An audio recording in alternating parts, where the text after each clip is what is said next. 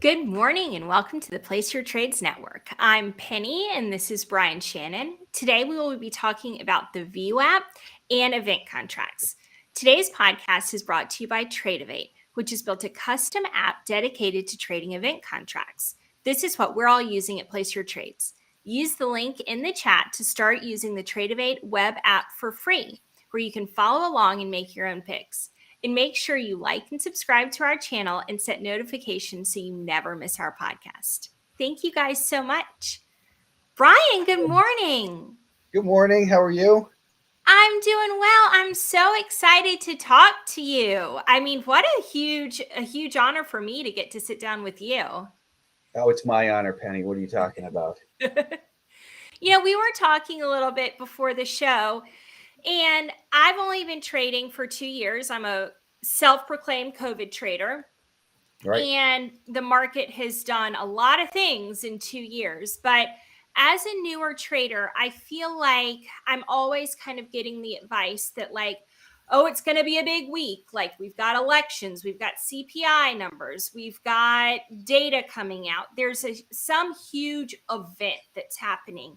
And for a newer trader, it's might be better for me to kind of sit back and not trade or go lighter or all of these things. But also, as a newer trader, I want to be You want to trading.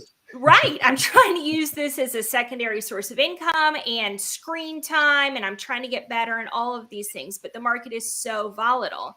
And I really think that there is so much value in these event contracts, especially for someone like me who wants to be in the market and wants to be active, but maybe isn't used to this kind of volatility. Yeah, I mean, it's definitely very well-intended advice that we have all these catalysts, seemingly nonstop string of catalysts. Every little speech that a Fed governor makes, we have to pay attention to. I hate it.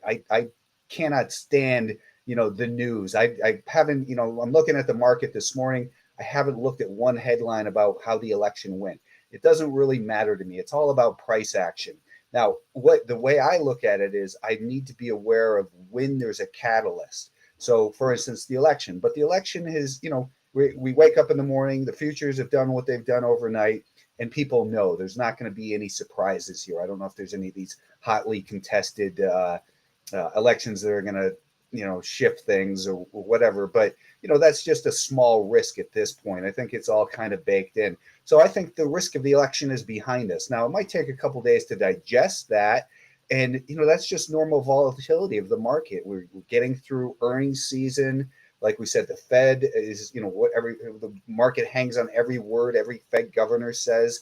So the key is, we're in a bear market too. And, so you pile on all this stuff. And that's why the market is so sensitive. The market is so sensitive to these news because we're in a bear market. And people hate a bear market. They're always looking for something positive to hang their hat onto and say, that's it. That's the bottom. Now the good times are here again. But none of these events have done that. We're in an entrenched bear market, and it's not going to turn around based on election and earnings report, something a Federal Reserve says. It's not likely.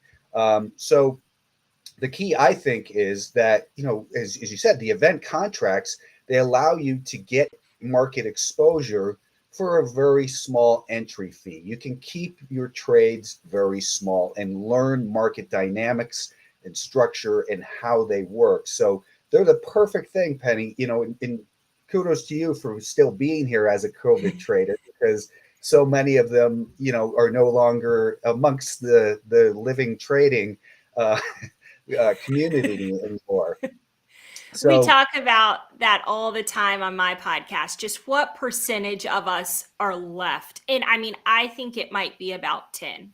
Like the exodus of COVID traders from the market is so pronounced on Twitter, everywhere you look. It's like, where did everybody go? you know what? It's kind of a welcome thing for me because, truthfully, some of those people were they were the most obnoxious people in the market. They get a little Sure. bit of success breaking all the rules, and then just in your face, ha ha. Well, you're just there with your stupid stops. You don't understand it, and it's kind of a little bit of I guess Schadenfreude, or I don't know. I don't want to root for people's demise, but everyone learns the hard way. That's just the facts.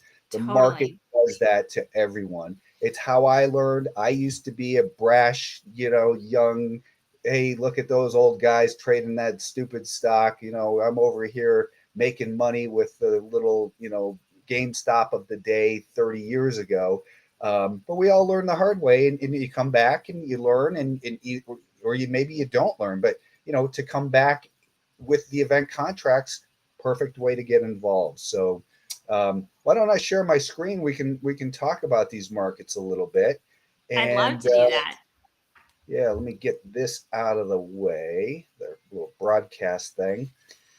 So here's the S&P E Mini, and I know you trade a lot of SPY as well, as Love the I do spy. too. So this is the E-mini contract, and on here I've got a couple of anchored VWAPs. I should move this black one actually uh, over to the high just to kind of show us where we are in relation to the most recent high. So this is a 15-minute time frame, and this shows basically from the 26th of last month through right now. And we've had this nice little run off the lows from 3,700 to 38 60-ish, and now maybe we're in a little bit of a pullback mode is the way I'm looking at it. You can see I added a VWAP off of the peak yesterday. What the VWAP is, for those who are unfamiliar, it's the volume weighted average price.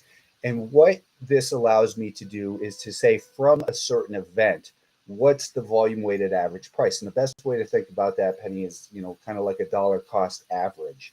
If you were to commit, one contract at every price level, the average price right now would be 38.33, from that high. The average price from this high is down here at 38.08, and from the low, that's the year to date low as well, as we know, is down at about 37.82. So from that point, the buyers are in control from the low as long as we're above that level. So we look at this and say, what do we do with this information? How do we look at this today? The market is down 21 handles here on the S&P. That's 2 points on the SPY. So we've got this market that's undergoing a little bit of profit taking. And how do I work that into a trade plan? So when I look at it on this 15-minute time frame, I want to then drill down a little bit closer. So we'll click to the 5-minute time frame. And what I don't want to do is get involved right here, okay, because it's just dropped from 38.33 to 38.11. So it just dropped 20 points in the last hour and a half. What I'd be looking for, and I think that today we're likely to see a little bit of continued profit taking, a little bit of a pullback here. So what I want to do is see the market maybe rally back up towards about 38.25 or so, and Mm-hmm. then up in that area. So cut these losses, retrace half of these losses this morning, and then look to these contracts and say, okay, the 3,800 right now, the no is 850. If we get this market back up towards 38.25, that no might be about 4.5, 5. So I think at that point, I would be looking to buy the no for that 3,800 at about 4.5, maybe somewhere in there. And then if the market drops down to this anchored VWAP, that might get us a move to about 7 in that contract. And I would most likely cover uh, a good, a good portion of that. And then for the balance, I would hope that maybe we can continue down towards this VWAP from the low, and they would expire, at 20. So maybe you want to So, explain that. Yeah. well, Brian, I have a question. If you were going to buy something right now and you had no plans to cover it, you were just going to let it Mm-hmm. expire, which one would you buy? Well, I think that in the S&P, I would probably not do the S&P. I would go with the. How do I get rid of? Oh, that's why. Yeah, Um, just go that. yeah. Perfect. I would probably go with the Dow. Here, let's take a look at the Perfect. Dow contract. And the reason the Dow, what we can't see, there it is.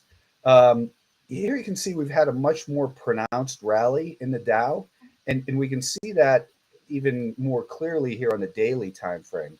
When you look at the recent low, we've come from 28. What is that? Man, 28.7. It sucks getting older. You lose your vision. Uh, Pax is always doing this too. Um, 2883, and here we are at 3200. So we've had a much more pronounced rally on this daily time frame. Just look at compared to the SPY. If it was a SPY, we'd be up near 4100. Equivalently when we just eyeball it. What we don't see here, and what it is, if I take an anchored VWAP from the beginning of the year, you can see we're above it. But what I tend to look at more is the DIA, the ETF, and you can see we're right at the year-to-date anchored VWAP from the all-time high. So it tells me this is, it hasn't been perfect, obviously, but it tells me after a big rally like this, we're likely to encounter some profit taking. So then I'll go over to the 30-minute time frame on the YM. I'll say there's a VWAP off of that recent low. I don't know what this green is. Let's get rid of that. In this market, you can see it still has this pattern of higher highs and higher lows, but we're undergoing maybe a little bit of distribution. So I think that I would much rather get involved in the Dow and maybe look at this 329. Let's see, what do we have? 3,300. The no is 10.5. I think you could go with the 32.5. So that puts it way down here. For if you wanted to go for a cheapie, and maybe put in a bid at $2 on that. Now, I don't think it's going to. I think the question is if it were to expire. So I guess I'm answering the wrong question. This would be more of a long shot. So for expiration 30, I think it won't close above 3,300. So it's basically even money here because we're right at the strike, obviously. If you could get that maybe at about 8, then I think it's likely to expire in the money. I think the Dow is ready for a little bit of profit taking here simply because we've had this big run. We're starting to distribute. We've broken this little low. That little area of support is acting as resistance here this morning. So I would go Dow 3,300 no as a hold it to the close. Cool. I don't hold any of them It's to the close though. it's so interesting the way people are trading these event contracts because more seasoned traders are doing that. They're in and out, they're covering, they know what they're doing. And then we found that more of the beginner traders are just picking a direction, yes or no, Mhm. and letting them expire. And it's just fascinating the way each person comes to these event contracts and trades it in their own style, very much like trading in general. The thing too is, Penny, that I kind of looked at these as a brand new product. What was it, 7, 8 weeks ago? And I looked at it and said, what do I want to do with these things? And I thought, I'm very disciplined in my daily trading. That we all have this little devil on our shoulder that says, yeah, just go for it type of thing. And I worked so hard to control that throughout my career. But I said, hey, here's an inexpensive way to just make some bets on the market. And so let my alter ego, run amok a little bit. And it hasn't worked. So I've done it with a few of these things to say, okay, I'm gonna bet the Dow 3,300 down. I'm not gonna look at it till the end of the day, and I end up losing. Pretty much every single one of them that I've held, I've ended up losing in, and it just reaffirms what I know is that you've got to be so disciplined. And these things move. There's volatility in them, and in some of these out of the money contracts like that 32.5, if you can get that for 2, and it goes to 4.5, 5, if the market drops down to 32,850, that's worth taking.